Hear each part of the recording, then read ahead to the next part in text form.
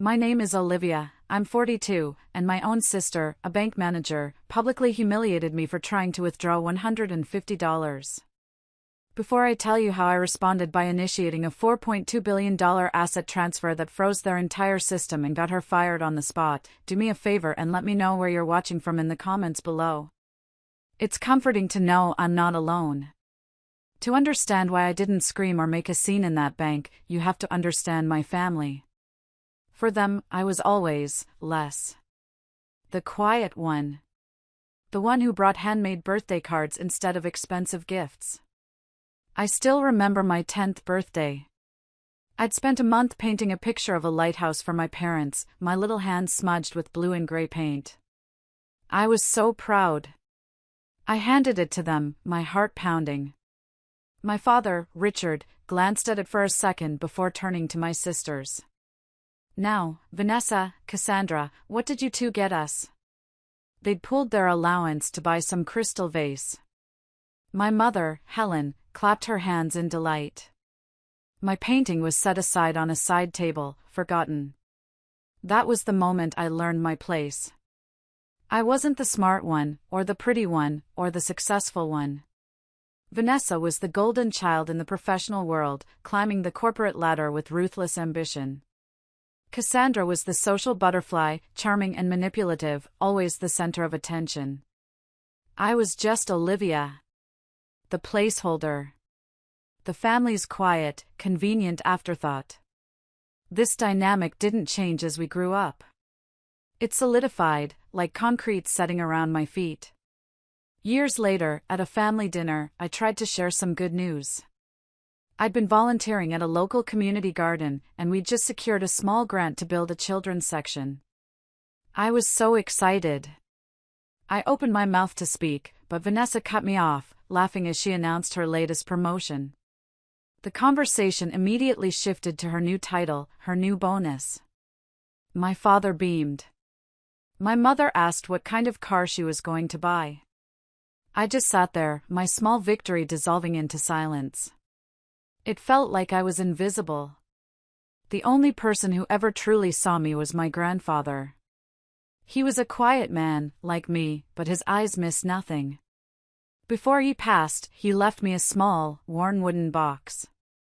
Inside, there was an old-fashioned key and a note written in his elegant script, for the youngest because she has the biggest heart. Use it when they forget who you are. He also made me the executor of a small family trust fund, something meant to be a safety net for all of us. It wasn't a huge amount, but it was his legacy. Lately, I'd noticed some things in the statements that didn't sit right. Small, odd withdrawals made by Cassandra. I'd made a mental note to look into it, a small knot of unease forming in my stomach, but I'd pushed it aside. You always want to believe the best of your family, right? Even when they've given you every reason not to. The one good thing that came out of being invisible to my family was that it forced me to build a life entirely on my own terms, far away from their judgment. I had my small, clean apartment. I had my books. And I had Mrs. Gable. She lived 2 doors down, an 80-year-old widow with a laugh that could fill a room and eyes that crinkled at the corners when she smiled. She was more of a mother to me than my own had ever been. She'd call me just to share a recipe, or to tell me a funny story about her late husband. She saw me. That cold Tuesday morning, Mrs. Gable had called, her voice thin and worried. Her heating was on the fritz, and the repairman wanted $150 in cash, up front. She was on a fixed income and was short. Don't you worry about a thing, I told her, my voice full of a confidence I didn't feel. I'll go to the bank and get it for you right now. Which brought me here. Standing in the cold, sterile lobby of Crescent Bank, waiting in line like everyone else. And standing behind the manager's desk, watching me with a smug little smile, was my sister, Vanessa. When it was my turn, I walked up to the teller. Before I could even speak, Vanessa glided over, her heels clicking on the polished floor. Well, well. Look what the cat dragged in, she said, her voice dripping with condescension. What can we do for you, Olivia? I kept my voice low. I just need to withdraw $150. She let out a short, sharp laugh. It was a performance, and the entire bank was her audience. $150? Is that all? She leaned in, her voice dropping to a stage whisper that everyone could hear. We don't really serve beggars here. Are you sure you even have that much in your account? The air was sucked out of my lungs. A hot flush crawled up my neck. I could feel the eyes of the other customers on me, a mix of pity and morbid curiosity. The teller looked deeply uncomfortable. For a moment, I saw the 10-year-old me again, holding her forgotten painting. I saw the young woman at the dinner table, her voice silenced. And I felt something shift inside me. Not anger. Not yet. It was a profound, bone-deep weariness. I was so tired of this. I looked my sister in the eye. I didn't say a word. I just turned and walked out of the bank, the door hissing shut behind me. At that moment, I thought that was the worst of it. The humiliation, the shame. I was so wrong. The worst wasn't what she had done. It was what I was about to do. That night, my apartment felt smaller than usual. The silence was deafening. I made myself a cup of tea, my hands shaking slightly. I sat on my worn sofa, the one I'd bought from a thrift store, and I opened my laptop. It wasn't a fancy machine, but it was secure. Highly secure. With a few keystrokes, I bypassed the simple user interface of my life and logged into my real one. The screen flickered, and a clean, minimalist dashboard appeared. At the top, in stark white letters against a black background, was a name, shellcode 7. And beneath it, a number. $4,210,350,000. This was my secret. This was the life I had built in the shadows while my family was busy sneering at my secondhand clothes and my quiet existence. After a particularly nasty fight years ago, where my father told me I'd never amount to anything, I had walked away. I took the small inheritance my grandfather had left me personally, the one outside the family trust, and I poured all my grief, all my intelligence, all my quiet focus into the one thing I understood: patterns. Financial markets. I created a predictive algorithm, a piece of code so elegant and powerful it felt like poetry. I called it M-Dove, after the mourning doves that used to coo outside my window. M-Dove wasn't a person, it was an entity, a ghost in the machine. And I was its architect. Shellcode 7 was the investment fund built on that ghost, and it had grown into a silent giant. No one knew I was behind it. To the world, I was just Olivia, a woman living a simple life in Cincinnati.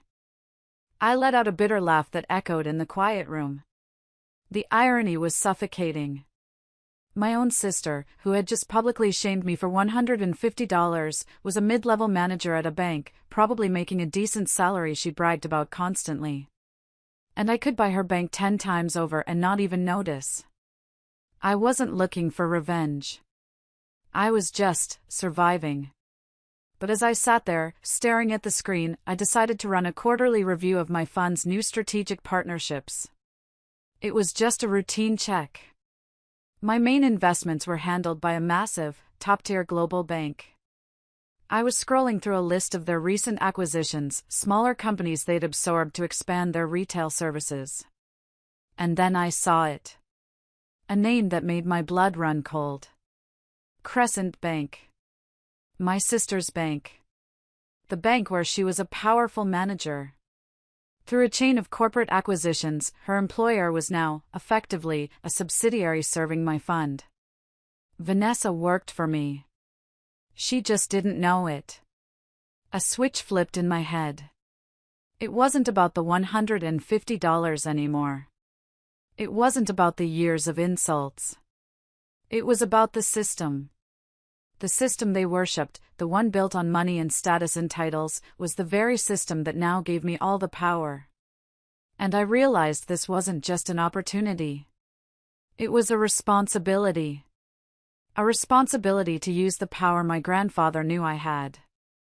I spent the rest of the night not in anger, but in cold, calculated focus.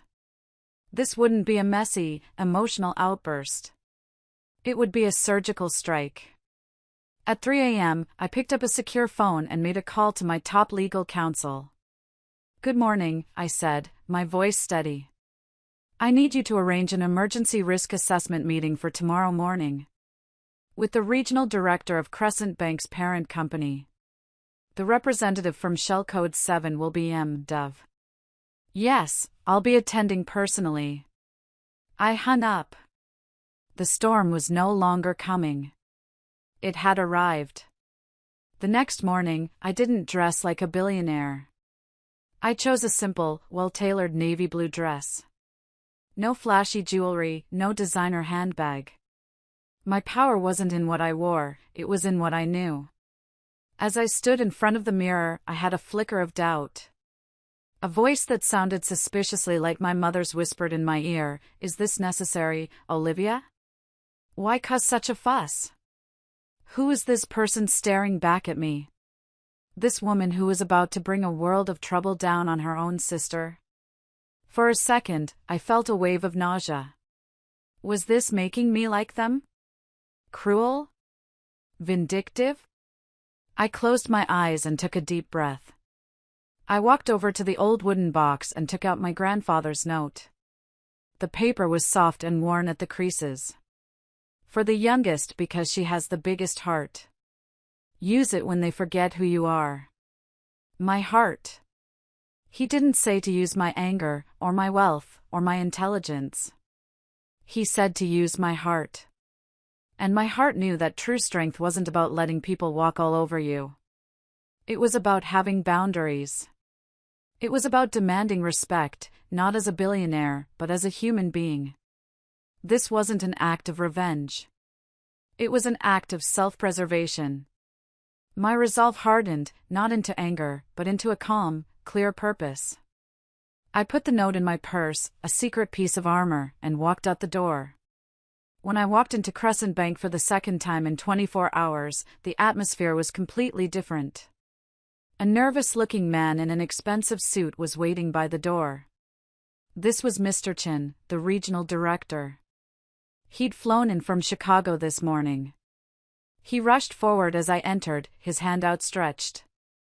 "Ms. Dove." An absolute honor.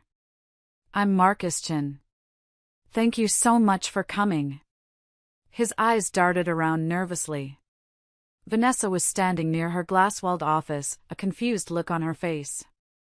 She saw me, and her expression curdled into a sneer. She started to walk over, probably to throw me out again. But then she saw Mr. Chin fawning over me, his face pale with anxiety. The sneer on her face froze, replaced by a look of utter bewilderment. "Please, right this way, Ms. Dove," Mr. Chin said, gesturing toward Vanessa's office. "We can speak in here." We walked into the office, the very same room from which she ruled her little kingdom. I sat down in the visitor's chair. Mr. Chin remained standing, wringing his hands. Vanessa hovered in the doorway, her arms crossed, trying to project authority she no longer had. "So," I began, my voice quiet but carrying in the tense silence. "Shell Code 7 has some concerns." Mr. Chin swallowed hard. "Of course, Ms. Dove. Anything. How can we help?"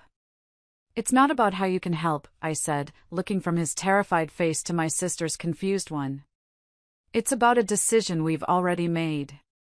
Due to, let's call them serious concerns about the professional culture and management competency at this branch, Shell Code 7 is initiating a hostile asset transfer." Mr. Chin looked like he was going to be sick.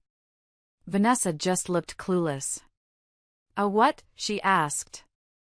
I turned my full attention to her for the first time.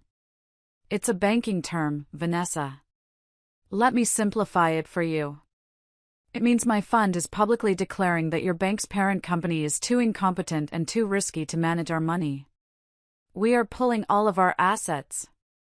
We're taking all $4.2 billion, and we're moving it to a competitor. And per the terms of our agreement, we are required to state exactly why. The reason will be loss of confidence in personnel. Specifically, personnel at this branch. The color drained from Mr. Chen's face. But it was Vanessa I was watching. The gears were turning in her head, slowly, painfully. The name, M. Dove. The impossible sum of money. Me, her worthless sister, sitting in this chair.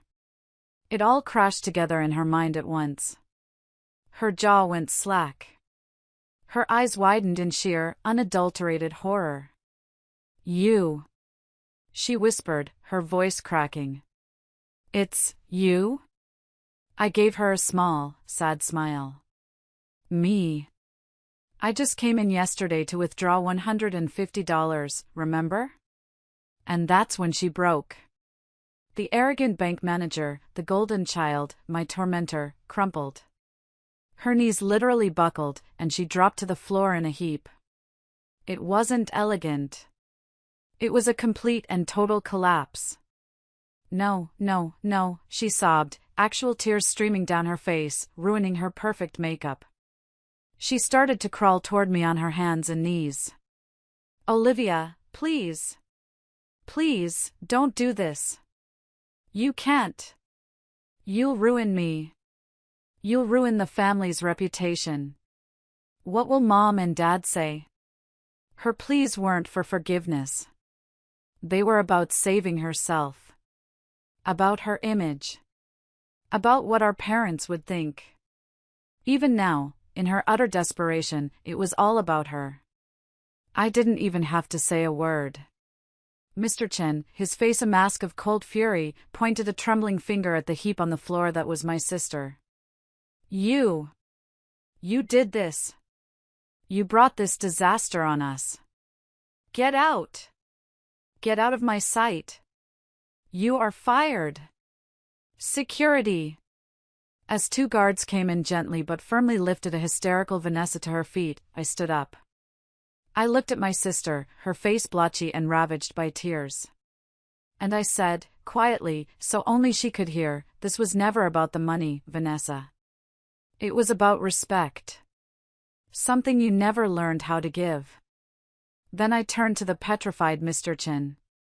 The asset transfer stands. I walked out of the bank, the door hissing shut behind me, leaving the wreckage of my sister's life in my wake. I didn't feel triumphant. I just felt quiet. The first tremor of a coming earthquake had just hit. And I knew the main shock was still to come. As I drove away, my phone started to buzz. And it didn't stop. A text from Cassandra, OMG Liv, I heard something crazy happened with Vanessa. Are you okay? We should talk. A missed call from Gregory, Cassandra's sycophantic husband. Then another text, this time from my mother, Olivia, please call me. We are all very worried. Worried. They weren't worried when Vanessa was grinding me into the dirt. They were worried now that the power dynamic had shifted. The sickeningly sweet tone, the sudden concern, it was so transparent it was almost laughable. I let the phone buzz, ignoring them all. I needed a moment to breathe. But they were relentless. Finally, as I pulled into my driveway, the phone rang again. The screen read, Mom. I don't know why, but I answered it. Maybe some small part of me hoped for a different reaction. Olivia? Oh, thank God. Her voice was a torrent of panicked words. What have you done? Vanessa is a mess. Her career is over. How could you be so cruel? So vindictive?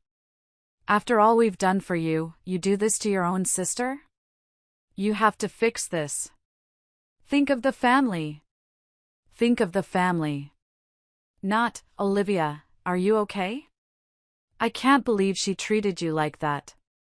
Not, I'm so sorry we let this happen. Just, think of the family's reputation. The last bit of hope in me withered and died.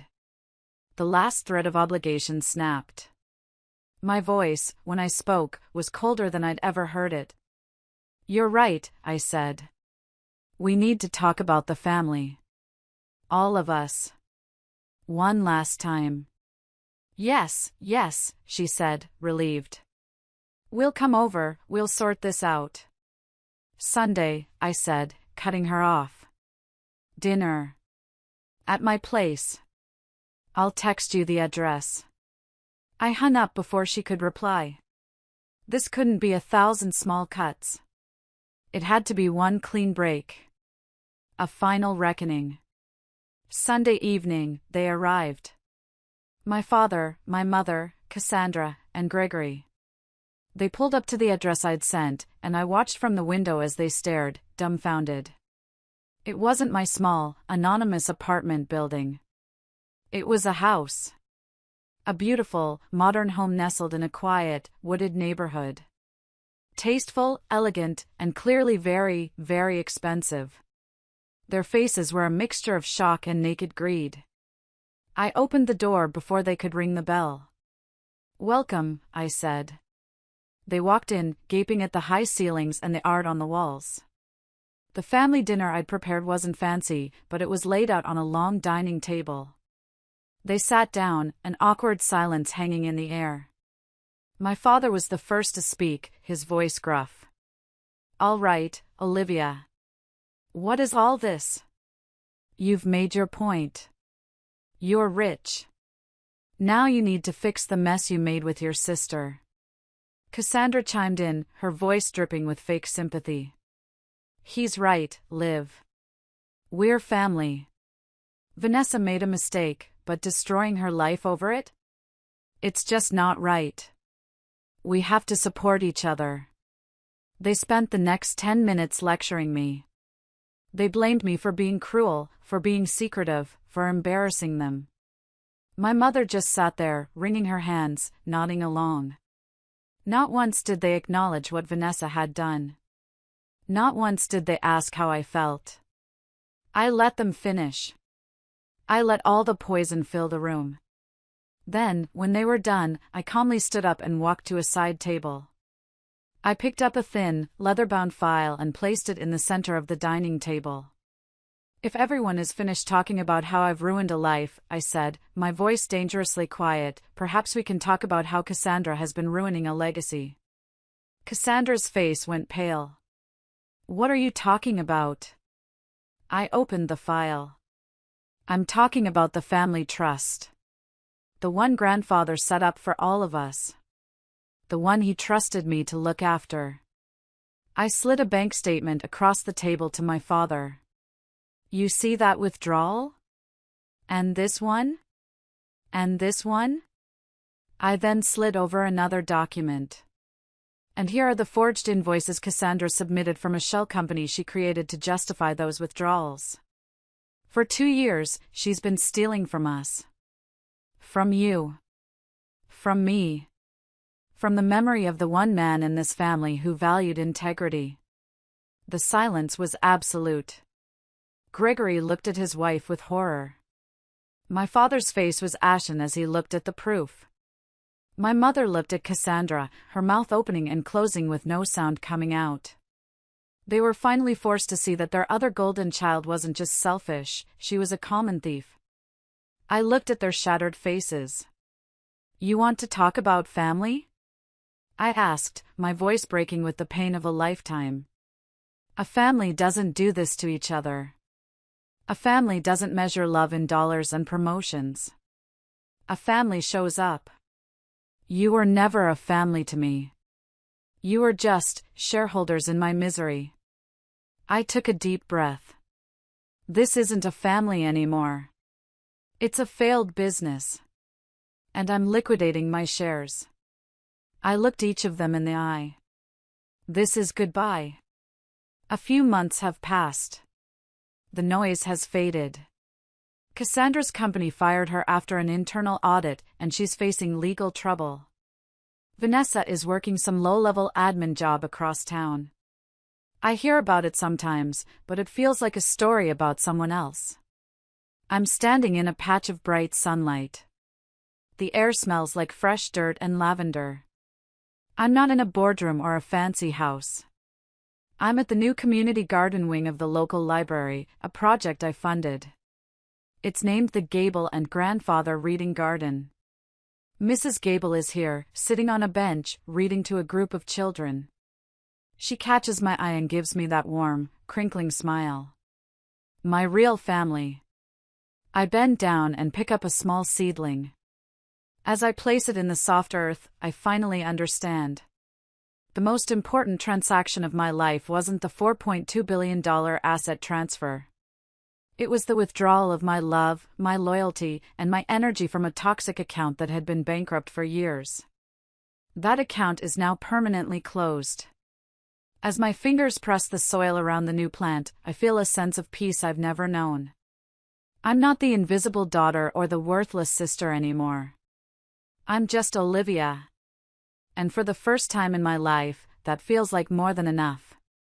I'm finally planting a garden of my own. Thank you all so much for listening to my story. It wasn't easy to share, but I felt it was important. My question for you is this: have you ever had to make the difficult, painful decision to walk away from a person or a situation in order to save yourself? Let me know in the comments, I'll be reading them. And if my story resonated with you, please consider giving this video a like and subscribing for more. It really does help.